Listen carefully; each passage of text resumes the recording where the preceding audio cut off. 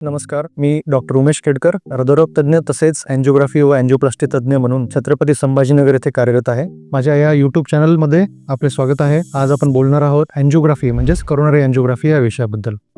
तर अँजिओग्राफी हा शब्द दोन शब्दाचा मिळून बनलेला आहे. अँजिओ म्हणजे रक्तवाहिनी आणि ग्राफी म्हणजे तपासणी, अर्थात अँजिओग्राफी म्हणजे रक्तवाहिन्यांची तपासणी. तर आजच्या या चर्चेमध्ये अँजिओग्राफी हा शब्द हृदयाच्या रक्तवाहिन्यांची तपासणी याला उद्देशून असेल, ज्याला आपण करोनरी अँजिओग्राफी असंही म्हणतो.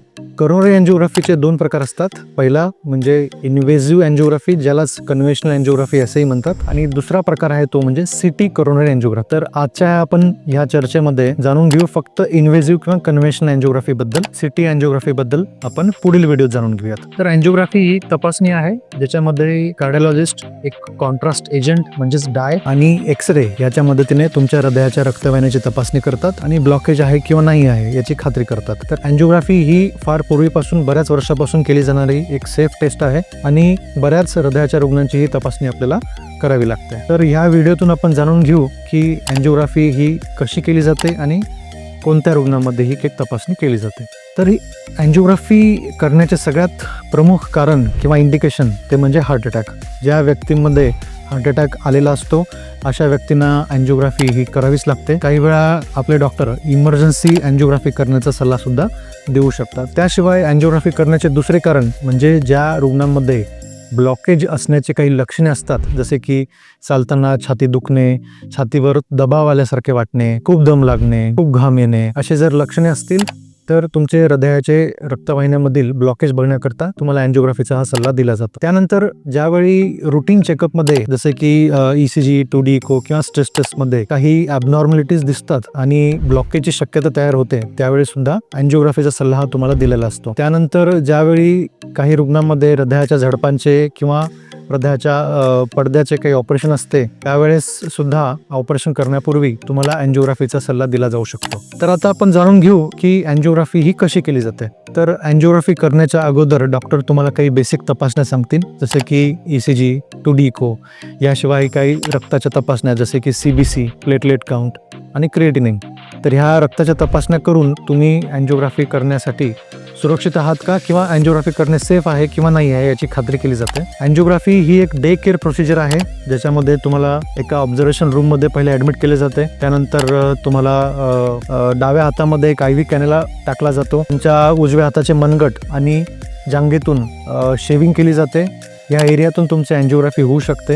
अँजिओग्राफी करण्यापूर्वी साधारणपणे 3 ते 4 तास हे तुम्हाला उपाशीपोटी राहावे लागते. तुमची नियमित औषधे तुम्ही घेऊ शकता, परंतु जर तुम्हाला मधुमेह असेल तर तुमची मधुमेहाची औषधे घ्यायची किंवा नाही आहे याची डॉक्टरांकडून खात्री करून घ्यावी. ज्यावेळी सर्व तयारी पूर्ण होते व सर्व तपासण्या नॉर्मल असतात, त्यावेळी तुम्हाला कॅथलॅब नावाच्या एका ऑपरेशन थिएटरमध्ये नेले जाते. कॅथलॅब हे एक एक्सरे ट्यूब असलेले ऑपरेशन थिएटर असते, ज्यामध्ये कॅथलॅब हे एक ऑपरेशन थिएटर आहे ज्यामध्ये एक्सरे ट्यूबच्या मदतीने तुमची अँजिओग्राफी केली जाते. कॅथलॅबमध्ये तुम्हाला एका टेबलवर झोपवले जाते आणि शक्यतो उजव्या हाताच्या मनगटातून म्हणजेच रेडियल आर्टरीमधून तुमची अँजिओग्राफी केली जाते. काही वेळा तुमची रेडियल आर्टरी ही छोटी असल्यास, वेडीवाकडी असल्यास तुम्हाला जांघेतून म्हणजेच फिमोरल आर्टरीमधून सुद्धा अँजिओग्राफी करावी लागू शकते. तर अँजिओग्राफी करण्याच्या पूर्वी ज्या भागातून तुमची अँजिओग्राफी करायची आहे त्या भागामध्ये एका छोट्या सुईच्या द्वारे भुलीचे इंजेक्शन दिले जाते आणि फक्त तेवढ्याच एरियामध्ये भूल दिली जाते.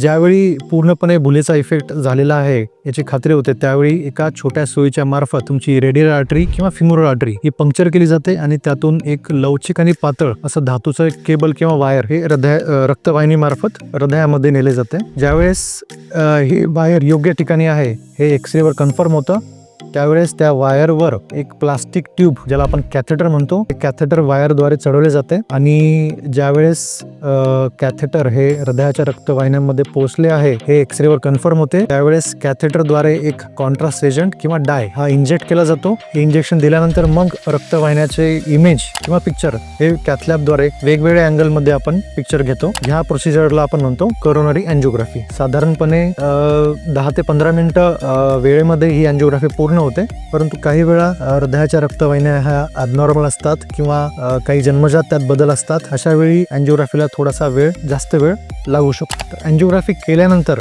अँजिओग्राफी पूर्ण झाल्यानंतर ज्या ठिकाणून अँजिओग्राफी झालेली आहे त्या ठिकाणी जी सुई असते ती काढून घेतली जाते आणि तिथं एक जाड ड्रेसिंग काही काळासाठी लावली जाते.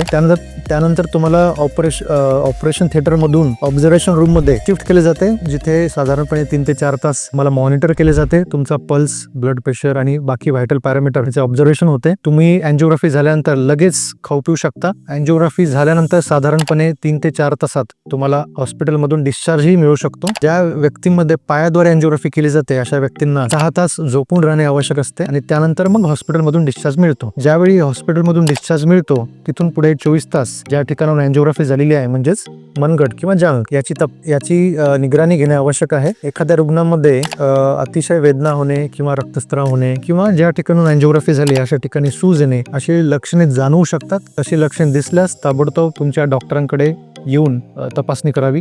तर अँजिओग्राफी एकदा झाल्यानंतर तुमचे अँजिओग्राफीमध्ये रक्तवाहिन्यामध्ये असणारे ब्लॉकेजेस, त्याची संख्या, त्याचे पर्सेंटेज आणि ब्लॉकेजचे प्रकार इत्यादी बघून डॉक्टर तुम्हाला 3 पर्याय सुचवू शकतात. पहिला पर्याय आहे मेडिकल मॅनेजमेंट किंवा मेडिसिन घेणे. ज्यावेळेस ब्लॉकेज अत्यल्प असतात त्यावेळेस मेडिकल मॅनेजमेंट म्हणजे औषध गोळ्याचा पर्याय डॉक्टर सुचवतात. दुसरा पर्याय आहे अँजिओप्लास्टी. ज्यावेळेस ब्लॉकेज हे 70% पेक्षा जास्त असतो अशा वेळी अँजिओप्लास्टीचा पर्याय हा डॉक्टर देऊ शकतात. तिसरा पर्याय आहे तो म्हणजे बायपास सर्जरी किंवा कोरोनरी आर्टरी बायपास. ज्यावेळेस ब्लॉकेज हे 3 पेक्षा अधिक असतात किंवा क्लिष्ट कॉम्प्लेक्स ब्लॉकेज असतात किंवा टफ किंवा कॅल्शियम युक्त ब्लॉकेज असतात किंवा ब्लॉकेज हे क्रिटिकल ठिकाणी, ज्या ठिकाणावर रक्तवाहिनी उगम पावते अशा ठिकाणी ब्लॉकेज असतील तर अशा मध्ये डॉक्टर तुम्हाला बायपासचा पर्याय सुचवू शकतात. जर तुमची अँजिओग्राफी नॉर्मल असेल तर पुढील 24 तासानंतर तुम्ही नॉर्मल ऍक्टिव्हिटीज रिझ्यूम करू शकता किंवा सुरू करू शकता. परंतु जर तुमच्या रक्तवाहिन्यामध्ये ब्लॉकेज असतील तर रुटीन ऍक्टिव्हिटी सुरू करण्यापूर्वी डॉक्टरांचा सल्ला घेणे आवश्यक आहे. तर ही होती अँजिओग्राफी बद्दल माहिती. जर हा व्हिडिओ आवडला असल्यास लाईक करा, फॉरवर्ड करा आणि या चॅनलला सबस्क्राईब करा. धन्यवाद.